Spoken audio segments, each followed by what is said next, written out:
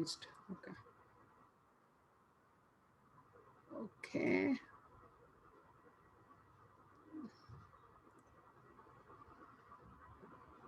Did I shut that thing? It looks like that. I'm sorry, guys. Just give me a minute. For some reason, I seem to have. Oh. Okay, I'll have to just. Let's go here. Okay, so let me see. HTTP solutions.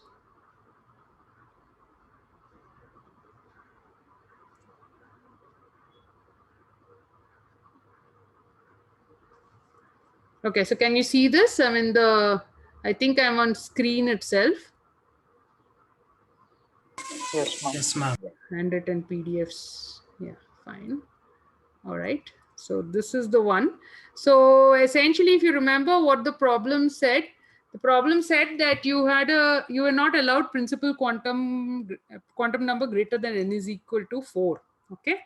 And so thereby the number of possible elements which you can get. And of course, the way I did it, of course, was writing down by the Aufbau filling chart. All right. And because I can never, unless I draw it, I can never remember which orbitals need to get filled up first. Okay.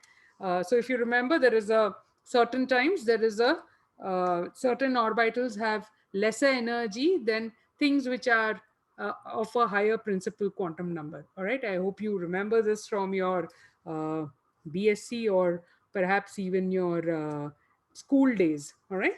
So essentially, if you write it down, so you have a 1s2, and then you have 2s2, 2p6 is what gets filled. Okay. And then you go to 3s2, 3p6, 3d10. Okay. And if you remember, this is how they get filled, right? I mean, you have to draw those straight lines, isn't it? So 3p6, then 3d10, 4s2, 4p6, 4d10, 4f14. Okay, so what if you kind of fill in all the electron numbers over here, you will get a total of 60. Okay, so all you have to do is essentially add up these numbers. I think I've done it correctly for a change. All right, so it is a total of 60. Okay, so if nature did not allow for some reason more than a principal number of 4, then you would end up with just 60 elements. All right. So now, just one second. Okay, so let me just get back here. And so thereby your choice is actually A. All right. I don't know whether you have any easier or simpler method of doing this, but definitely keeping that chart in your heads, okay, as to how the electrons, how the filling of the shells happen, is a good idea. Simply because, as I said, it will help you. It's a mnemonic to remember that sometimes certain shells get filled up first. And at the same time, let me remind you once again that fully filled shells and half filled shells are stabler. Okay, so they have lower energy. Okay, so for instance, a 3d5 configuration may be preferred to a 3d6 and another half filled shell. All right, so such things please try and remember, because there can always be questions on these things. So this particular question, it's not a difficult one to solve at all, but nonetheless I kind of put it in because I think it's important for you to remember this particular manner of filling the shells. Okay, and keeping it as a important mnemonic. So just brush up your memory. I'm sure all of you remember it, but brush up your memory and keep it in mind, and remember how the filling of the shells goes, because it will come in handy. All right, not just here, this is just one trivial problem rather, but it will come in handy. Okay, so let's go on to the next problem. Let me remove this bar.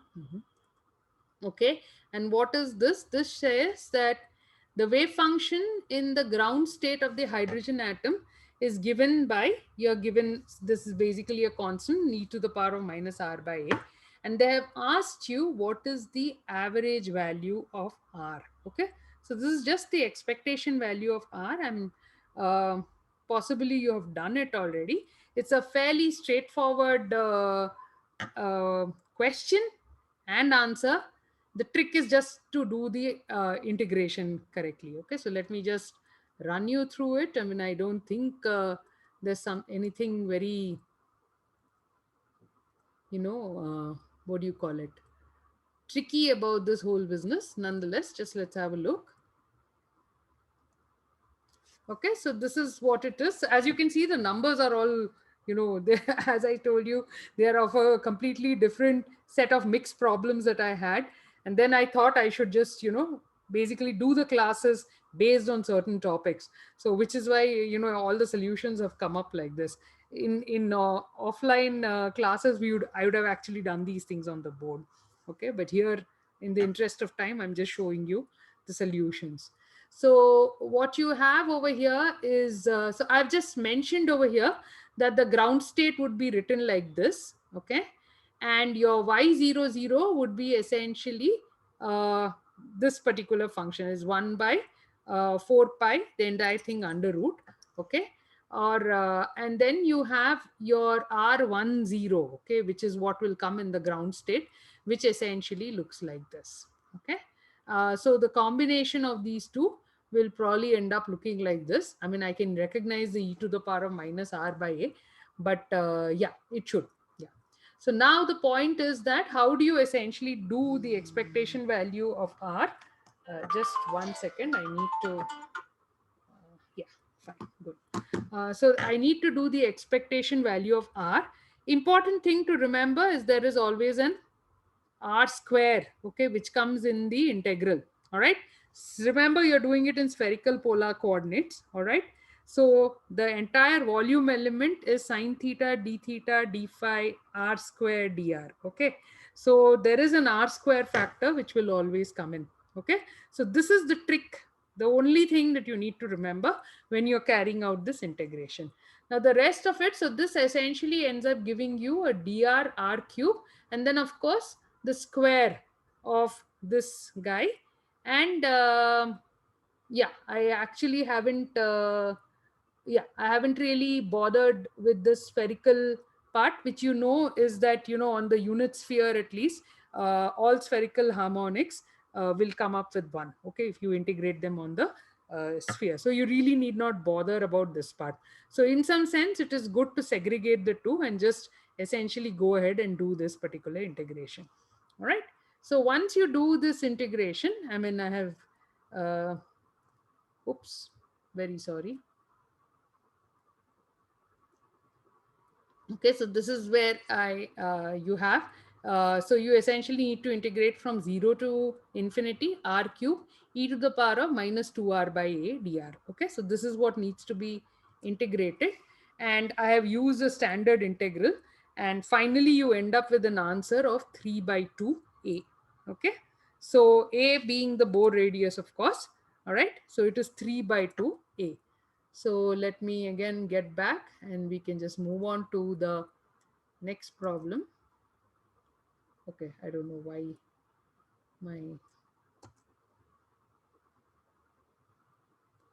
okay, I'm sorry. I did something which said sharing has been stopped.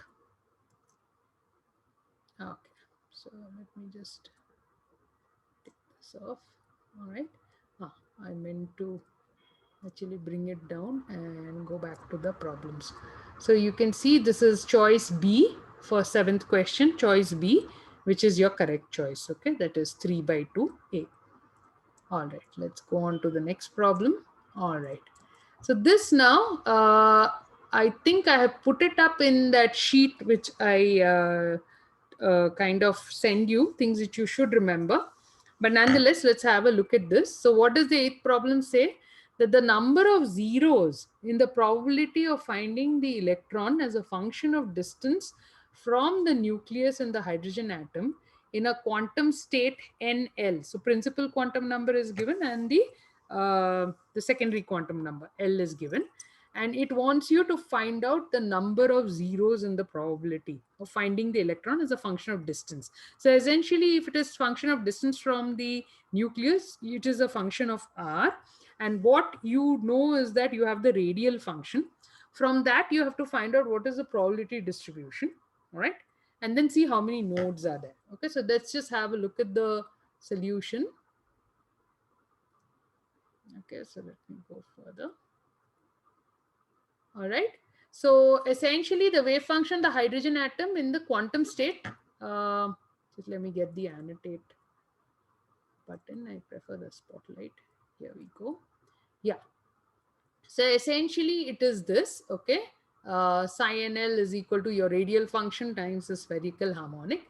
And the probability of finding the electron in a volume element dr. So this actually I need not have put over here, but I've just put it. Okay. So it is r squared dr sine theta d theta d phi. Okay. In this volume element dr is essentially going to be nothing but your wave functions mod square times dr. And I have just essentially written down the expression over here. Now what, this is just add-on information. It was not really needed over here. What you need is the probability of finding an electron at a distance r from the nucleus. Okay, so what is that? That essentially you will have to, uh, I've just essentially put down this integration. And what you will see is that there is an r square mod r nl r. Okay, that's your radial function mod square dr. And then, of course, you have this spherical harmonic being and it's being integrated over the unit sphere. And this, as I have told you, you really need not worry about. They will all be such that this goes to 1. Okay, so they have been normalized for that particular reason. So you are left with this r square mod the radial function square, all right, dr. Now, what you have to remember is what is there in this radial function. Okay, so what is there in the radial function is an associated Lagarde polynomial. Okay, so now whether or not you remember the Lagarde polynomial, kindly remember the degree of the Lagarde polynomial. Okay, and what is that Lagarde polynomial? L. So you have a n plus L. Okay, that is the original polynomial, Lagarde polynomial, and then it's an associated Lagarde polynomial. So this n plus L degree Lagarde polynomial has been differentiated how many times? 2L plus 1 times. Okay, so essentially this final associated Lagarde polynomial will have a degree of n plus L minus 2L plus 1, which essentially gives you n minus L minus 1. So which means that it has n minus L minus 1 zeros or nodes. Okay, so thereby there will be n minus L minus 1 positions where the probability of finding the electron as a function of distance from the nucleus, which will go to 0. Okay, so this is the basic thing. So what you finally need to remember is the what is the situation with your associated Lagarde polynomial, all right, and the degree of that. Okay, so once you have the degree of that, you should be able to get your answer. All right, so let me just get back to the problems once again.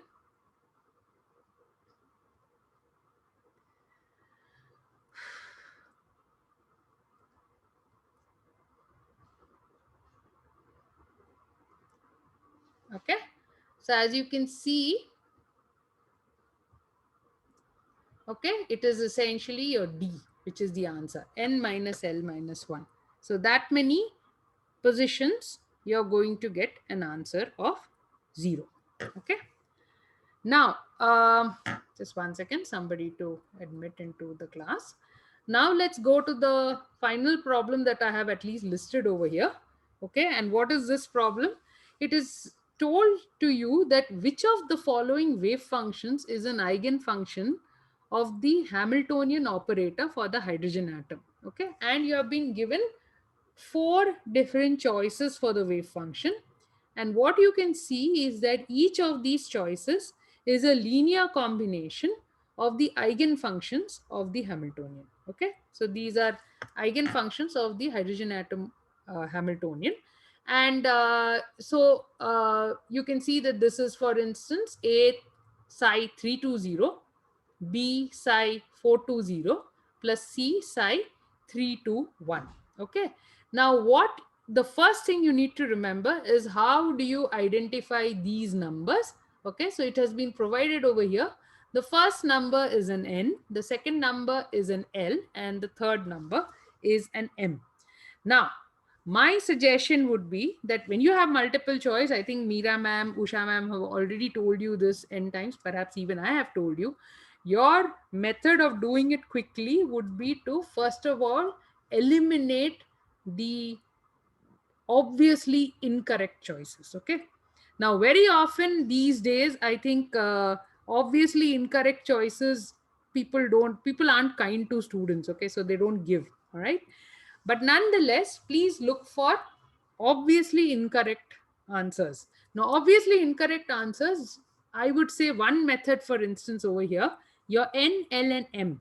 You know what are the relations between N, L, and M, right? You know that L has to be less than N, correct? Yeah. You also know that M, what are the range of values it can take. In that case, if there are any such values, okay, which do not follow these rules, you know that's an obviously wrong choice. Okay, so eliminate it. All right. Now, over here, let me ask you the question. You know the energy of the hydrogen atom. What does it depend upon? Which quantum number does it depend upon? Or which quantum numbers does it depend upon? N. N. Okay, so you know that the energy of the hydrogen atom only depends upon N. Now, when you want an eigenfunction for the Hamiltonian, okay, it is obviously an energy eigenfunction. The Hamiltonian, when you operate on a wave function, if that wave function is its eigenfunction, will give you energy times that same wave function, correct? So obviously you're looking for a linear combination of wave functions or energy eigenfunctions, each of which can give you the same energy, correct? Yeah. So which choice would it be then? Any? Beam. B. Because B is the only one where the ends are the same. Okay. Whereas if you look at uh, A, for instance, you can see that it is the L which is the same, not the N. Okay. The N changes. In the case of C, you can see it is the M which is the same. Okay. And in the case of the last one, it is L and M which are the same, but not the N. Okay. So you obviously the choice is going to be B. All right. So I don't think I really need to show you the solution, but this is a fairly, it looks a kind of a bit of a complicated problem, but it's not. Okay. So remember, it's just that you have to, the thing that should immediately strike you that, hey, energy of a hydrogen atom depends upon N and nothing else. All right. So thereby, the rest of it is set. And of course, as I said, even if somebody doesn't provide you with this, okay, little thing to tell you which is N, L, and M. Remember, if there is a series of three numbers which are essentially giving you, labeling the energy eigenfunction, N, L, and M is kind of standard. All right, so don't worry too much about it. Hmm? It's I think right that they give you, which is what how that NLM are written, but nonetheless, remember the principal quantum number. Also you, in case nothing has been provided, you can also kind of recognize it by the relations between N, L, and M. All right, so that should also perhaps help you. Okay, so I will now stop the share of this, or we'll just go on to the angular momentum problems. Okay, so let me see whether it is this. Yeah.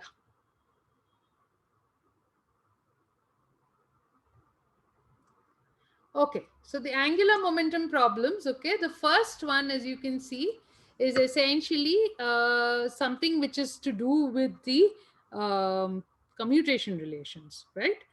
And I think all of you kind of know the commutation relations. I think that's one of the primary things that I put up last time. I'm not going to really discuss this. Okay, I think you can all figure it out. All right.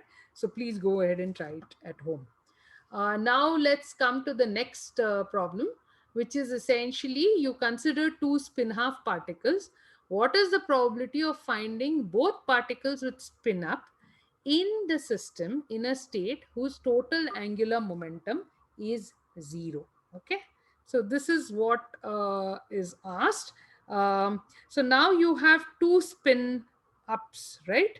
You have two spin, sorry, you are saying, what am I saying? There are two spin half particles, right? So J1, let me just see. I think it's best I do it with the solution. Yeah. Ah, stupid person. I think okay, no, that's only, I think I ended up closing it instead of, okay, just hang on, guys. Yeah, I sometimes do totally silly things.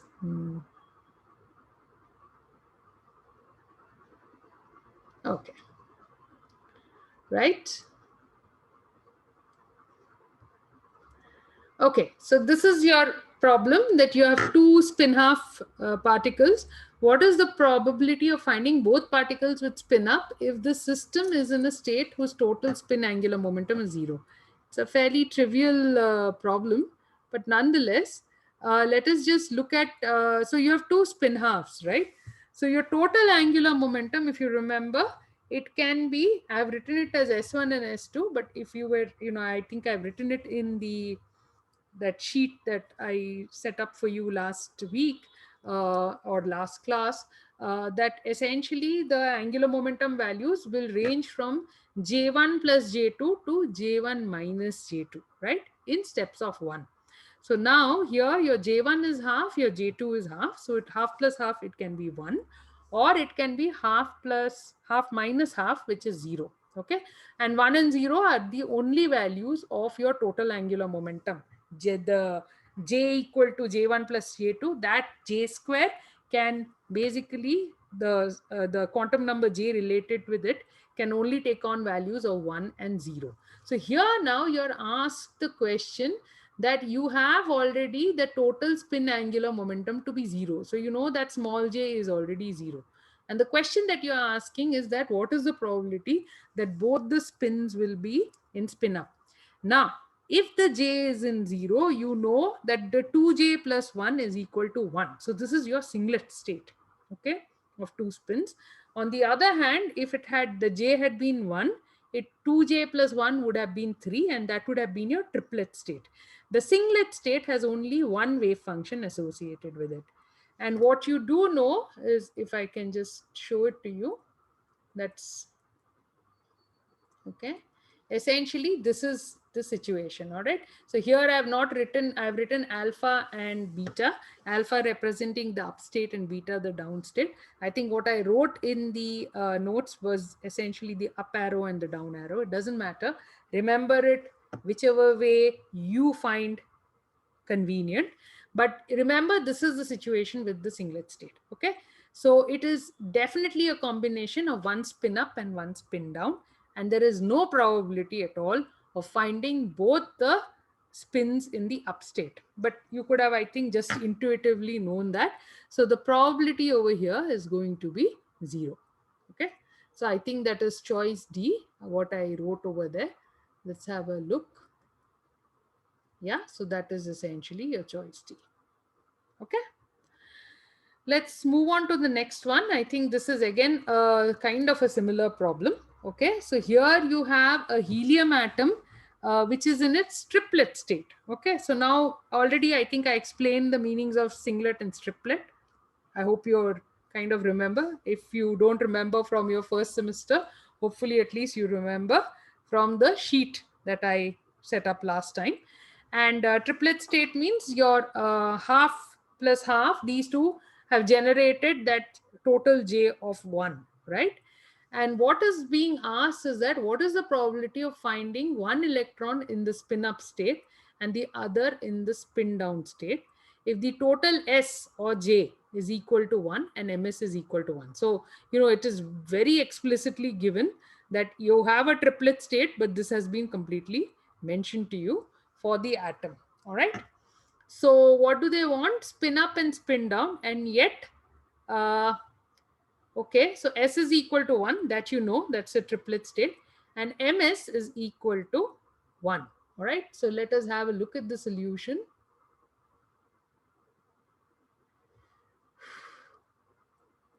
Where is it? I'm hoping, no, it's I think here. Right, so let's go down. So don't worry, I will send this over to you, okay? I mean, hopefully it won't be a real chore to read this up, okay? And you'll be able to figure it out. Okay, so from the discussion that has been carried out from the, oh, what did I do? Yeah, from the earlier problem, okay? So what we have now is that we are essentially looking for 1, 1, all right? Yeah, because S is 1, MS is also 1. So you are in the, what do you call it? You are in the triplet state and you are looking for a MS of 1. Now, there is basically the answer is actually 0. Why is that? So as I said over here, please look at it over here. This was your singlet state, right? Okay, with 0, 0. Okay, and this was what? 1 by root 2 upspin, downspin minus downspin, upspin. Okay, so this was your singlet state. Now, when you come to your triplet state, there are 3 possible states possible: 1, 1, 1, 0, and 1 minus 1. The 1, 1 is just made out of up and up. The 1, 0 is made up of 1 by root 2, up, down, plus down, up. Okay. And in the last one, 1 minus 1, it is both down, down. All right. So now they are asking that you have singlet state, which means it's, triplet state, which means that S is 1, MS is 1, and they want to know what is the probability of having 1 spin up, 1 spin down. Obviously, it is going to be 0 because this can be made only by up, up. All right. So thereby it is 0. Okay. So that is another problem that is kind of handled. All right. So here the answer is C, which is 0. Now, this next problem is again a very, very important problem. Okay. So I will like you to just pay a bit of attention. This is, you may have done it in AMO. Okay. All right. This is essentially the problem of the rigid rotator. So in case I'm just repeating and boring you, please let me know. So what has been asked over here, you essentially have a quantum particle which is constrained to remain at a distance of r naught from the origin. Okay. And what they are asking is the possible energy values of the particle. Okay. So what you can figure out from here is that the distance from the origin cannot change. Okay. So it is constrained to move, you can say, on a sphere of radius r naught. So essentially the movement in r, okay, is not allowed. And on this, you can assume on the sphere, the system is essentially a free particle. All right. So essentially there is no potential. All right. The potential is either constant or take it to be 0. And you need to figure out what are the values of energy that you will get. So let us go ahead and look at the solution of this. So this, I mean, I think you would have come across it. It's what is called as the rigid rotator. So let me see where I have the, so this is the problem. And here I have written for some reason, so this is, I actually don't need to keep going back and forth. I think all the questions have. So you, I think what you have been told, you have given all the possible solutions over here. And what you have been told is your M is the mass of the particle and L is the essentially the secondary angular momentum quantum number or the orbital angular momentum quantum number. All right. So now the point is that given that it's a spherical symmetry, of course, you need to work in spherical polar coordinates. So what I have done is that in the Schrodinger equation, I have ended up writing the del square in spherical polar coordinates. And remember, when you write it in spherical polar coordinates, you get this part which is dependent on r alone, and the rest of it actually comes out as the L square operator. All right. So L square divided by h cross square r square. This is something that I think we kind of worked out in angular momentum when we did it in the first semester. In case you don't remember, kindly go back and have a look. Okay. So it is very important that you remember that the Schrodinger equation, okay, for a spherical symmetric situation can be always written like this. All right. Now here, what do we know? Let us now fit it to the situation of the what do you call it, the rigid rotator. And what did I tell you in the case of the rigid rotator? Let me just get the annotate. Yeah, that this v of r that you have essentially will go to 0. Okay, so all you have been told, it is constrained to move on this r naught. Okay, and it is essentially, otherwise there is nothing else which has been told. So this v of r we can merely put to 0. Okay, so it is put to 0. Now r is constrained to the condition r equal to r naught. So essentially we can put your psi r theta phi as equal to psi of r naught theta phi, and all of your differential of this psi of r will become essentially equal to 0. Okay, so now let us go ahead and look at it. So what are you left with then? You're left with minus h cross square by 2m. These differentials are all bogus now because your r itself cannot change. So you can just take these out, throw them away, and you're left with this guy, correct? And of course your r has now become r naught, correct? So you have over here, your equation becomes h cross square by 2m into L square divided by h cross square by r naught square. Psi of r is equal to E psi of r. Okay, so this is basically what we have. Now, what we have done further is that we have written this, I've basically written it as a variable separable. Psi of r is equal to r of r naught and ylm theta phi. So now let us just do this. Okay, let us operate this particular operator. So over here, of course, h cross square and h cross square just cancel. So you have L square by 2m r naught square. So that's what I've written over here, L square by 2m r naught square operating on this radial function, which is depending on r0 and ylm theta phi. So what will we get now? We will of course, and on the right hand side, what do we have? We have anyway E times the wave function. I've just written the wave function in exactly the same form, right? So now what do we have? Your L square is of course a purely angular operator. We know that all the angular momentum operators are purely angular operators. So it is going to do nothing to the radial part, right? So you have R of R naught come out divided by 2m R naught square. And then you have L square operating on ylm theta phi. And here also you have the radial function times E and ylm theta phi. So obviously this radial function just gets cancelled from the whole scenario, right? So we just don't need to bother about them. Okay, you can take it out or you can leave it, whatever. Okay.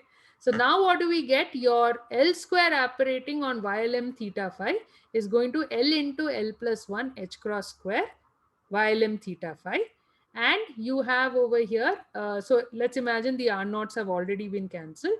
And here you have your E times ylm theta phi. Okay. I don't know why I left that R naught. It's very annoying. Okay. So what do you get then?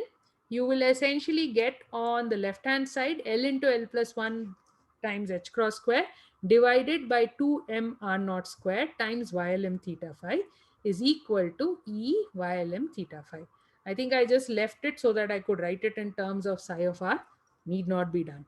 So basically what you realize is that your energy E is actually going to be equal to L into L plus 1 h cross square by 2m r naught square.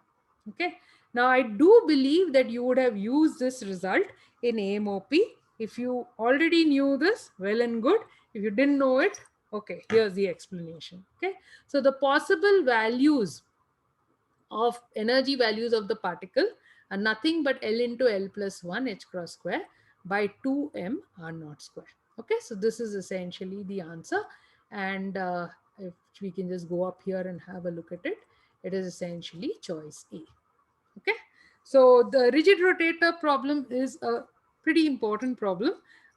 In case you, I mean, I don't think we explicitly solved it when we were doing semester 1 angular momentum, because it used to be a part of your syllabus and later on it was removed, it was replaced. You know, we had the whole hydrogen atom solution to do, and I'm always charging around. Otherwise, I would have liked to have done it explicitly in class. Doesn't matter, we have done it now. Okay. Right. So any doubts with regards to this, the rigid rotator problem? I hope not.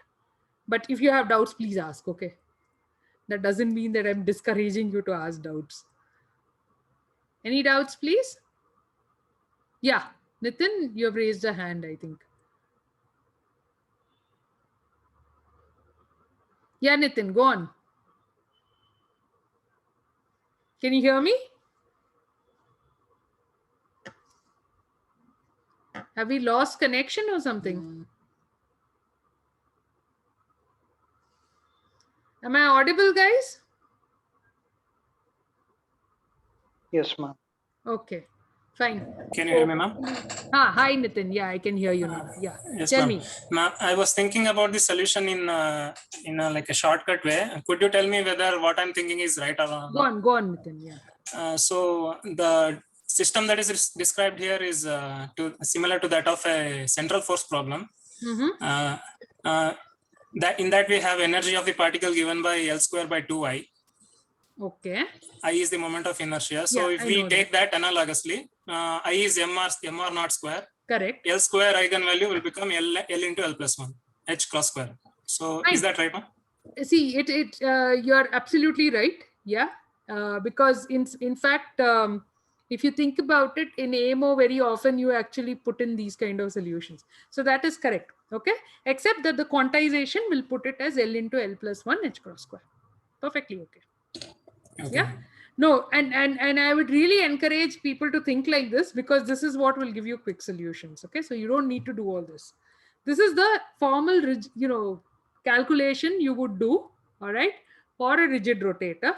But as I said, in an exam situation, what is at premium is time. So definitely, yeah, this is a perfect way of going about it. All right. Absolutely bang on. Good. Right. So that's any other doubts, please? This wasn't a doubt. This was an alternate method. And it's, I think, good that you really shared it with everybody else. Yeah. Any other questions, doubts, alternate methods of solution? Okay. So what we will do is now we will go on to the next problem. All right. So this is what it is. Yeah, probably this is it. Yeah. Okay, so let's have a look at this particular problem. 1 second, let me just put this up here. You have a Hamiltonian for a diatomic molecule, all right? And look at the way it has been given. It has been given as 1 upon 2 mu1 Lx square plus Ly square plus 1 upon 2 mu2 Lz square. And what are these mu1 and mu2? Mu1 and mu2 are basically the moments of inertia, right? Now what they have done is that they have given you a relation between the two moments of inertia. They have called mu1 is equal to 2 mu2, all right? And now they are basically wanting to know what are the three lowest energy levels in units of h cross square by 4 mu2. Okay, so what will be the three lowest energy levels? All right, so this is the problem. Okay, so let's now move on. Okay, it's actually a pretty doable problem. Don't worry about it. It just looks a little complicated. That's all. Okay, so let me, I think this was it. Oh no, not this. It's this. Yeah, so let's go ahead and solve this.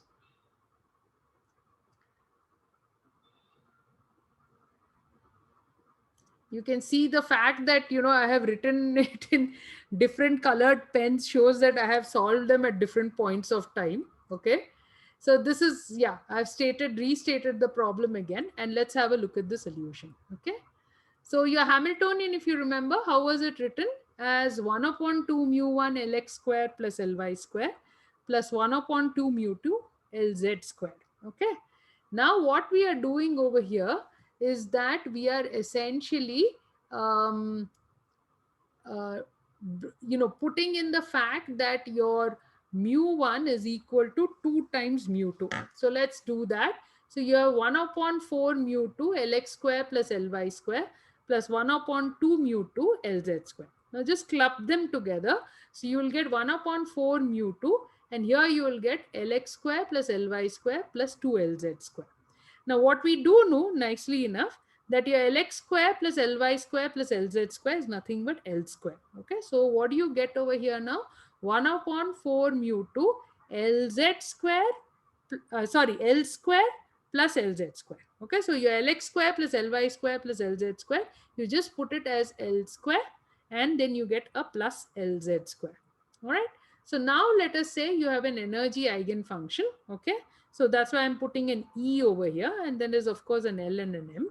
What do we have? Your L square acting on this will give us L into L plus 1 h cross square times that wave function. And your Lz acting upon the same wave function, this is standard eigenvalue equations, M h cross and then the same wave function. So if you now want to do your H acting upon the energy eigenfunction, what will it be? It will be equal to, now you replace the H with this particular function over here. And what is this particular operator form over here?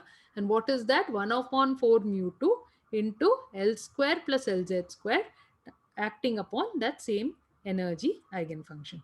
And then of course we know that L square acting on it will give us a L into L plus 1 h cross square. Lz square acting on it will give us an M square h cross square. And then of course you have a 1 upon 4 mu 2, and it is of course acting on this energy eigenfunction. So what is now what we can do is we can take out the h cross square out. All right. So we have now an h cross square by 4 mu 2. Now if you remember, times of course this L into L plus 1 plus M square. Now this L into L plus 1 plus M square is going to give you a number, because L is a number, M is also a number. Okay, we are essentially looking at orbital angular momentum number, right? That's what it was called, the secondary number. So this is just going to be a number. And if you remember the question, if I just go up, you were asked to give the answers in units of h cross square by 4 mu 2. So what you actually have to find out is what are the three, or I think three, right? Lowest values of L into L plus 1 plus M square that you can possibly get. That's all. Okay. That is all the answer is, because this entire thing now is your energy. So obviously the energy isn't units of h cross square by 4 mu 2. And you need to just find out what are the three lowest values of this possible. What do you need to remember? That L can take values 0, 1, 2, 3, etc. And for each L, M can take values minus L plus 1 all the way till L. Okay, so there are 2L plus 1 values. So now let us, of course, L is equal to 0. That will be a low value. So you will get, what will you get over here? You will essentially get your energy is equal to 0. Okay. Now let's take L is equal to 1. That's the next value. And now your M can be, of course, 1 minus 1, or it can be 0. Now remember that M is appearing over here as an M square, correct? So whether it is going to be minus 1 or plus 1, it's not going to make a difference. You're going to get exactly the same value, and L is equal to 1. So what will you get? You will get 2 plus 1, which will be 3. And then of course you have M is equal to 0, and your M is equal to 0 is going to give you essentially a value of 2 over here. So your lowest three values, you can actually try, of course, for L going to higher values. But I think the lowest three values, I think I had done it, but I don't remember. All right. I have obviously haven't written it in these notes. Okay. So the lowest three values are going to be 0, 2, and 3. Okay. So let me just show it to you over here. Okay. So that is choice A, 0, 2, and 3. Okay. So please remember, okay, just because this problem looks complicated doesn't mean it's complicated. Okay, yeah, it was fairly simple. All you had to remember is what are the eigenequations for L square and Lz, and you have to just remember that Lx square plus Ly square plus Lz square is nothing but L square. Okay, so once you do that, actually, yeah, though it looks a bit unsettling, it is still very much a doable problem. All right. Okay, so let me just now go to the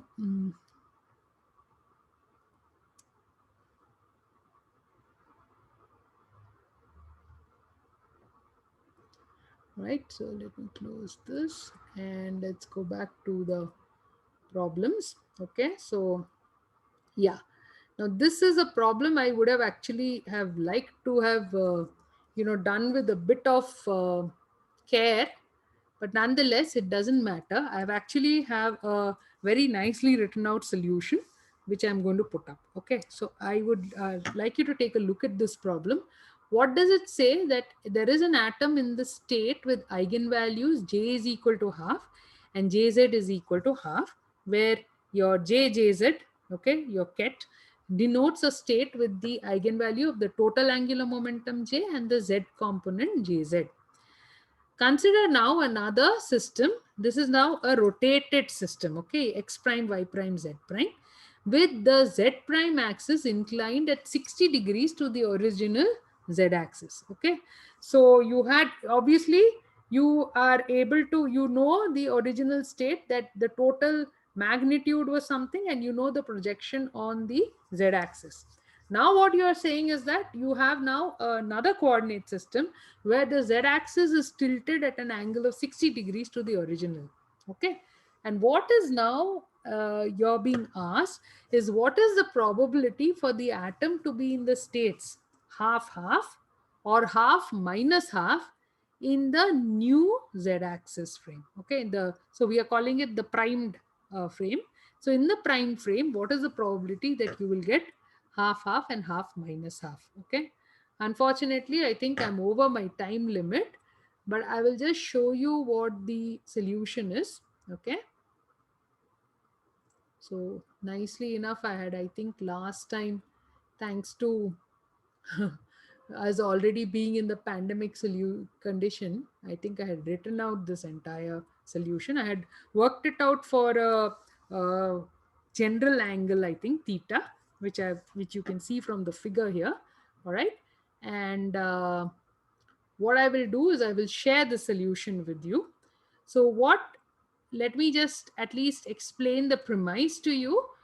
So basically you can see this is your original x axis. Okay, so you have your your coordinate system, so your x, y and your z. Okay, you cannot see the z. Okay, yeah, and now what is happening is that there is a new z prime axis. I haven't drawn the x prime and the y prime, not a problem, but the new z prime is at an angle theta. So what you do know is that initially, at least, you have the z component of the electron spin is at plus h cross by 2. Now, given that, you have to find out the probability that if you actually took the projection of that on this particular z prime axis, what is the probability that it will be plus half? What will be the probability that it, or rather h cross by 2, what is the probability that it's going to be minus h cross by 2? Okay, so okay, so that is, what is it? To find what is the probability that its component along a direction z prime that forms an angle theta with z axis equals either plus h cross by 2 or minus h cross 2. And then there was an additional thing which I have worked out. Also, what is the average value of this spin along z prime? All right. And okay, let me, I think I will stop here because there's no way I can run through this solution with you guys. It's given in fair amount of detail. Okay, whatever I've done, I have not really, I think, skimped back the steps. All right, so I think you should be able to understand it. So I will just post it along with the other solutions and the additional problems on the drive. Okay, so that you can download and have a look at it at your time. Okay, so now let me just stop the share. So unfortunately, I couldn't discuss this one problem which I would have liked to have discussed, but since there is a solution, it's not something horrible, I think. Okay, now tell me what is your schedule now? When do your classes end? When do your classes end? Do they end tomorrow?